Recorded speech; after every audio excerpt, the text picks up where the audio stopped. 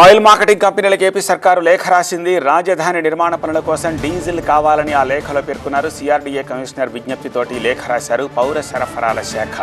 అలాగే 4 నెలల పాటు అమరావతి రాజధాని పనులకు 27,566 కిలోలీటర్ల డీజిల్ అవసరమని అంచనా వేశారు.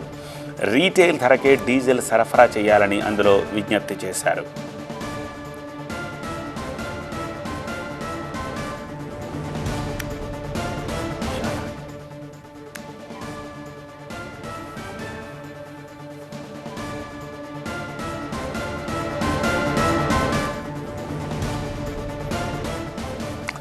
ఆయిల్ మార్కెటింగ్ కంపెనీలకు ఏపీ సర్కార్ రాసిన లేఖని స్క్రీన్పై చూస్తున్నారు.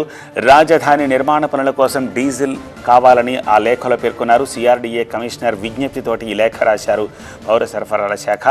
4 నెలల పాటు అమరావతి రాజధాని పనులకు 27,566 కిలోలీటర్ల డీజిల్ అవసరమని అంచనా వేశారు. రీటైల్ ధరకే ఆ డీజిల్ని సరఫరా చేయాలని విజ్ఞప్తి చేశారు కూడా.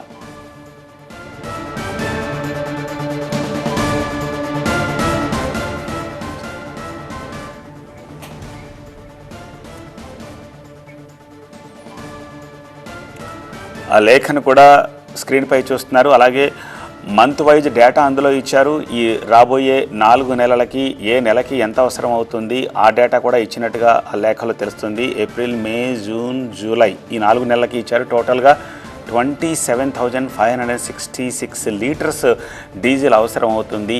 కాబట్టి దాన్ని నిరాటంకంగా ఇవ్వండి అని ఆయిల్ కంపెనీలకి లేఖ రాశారు.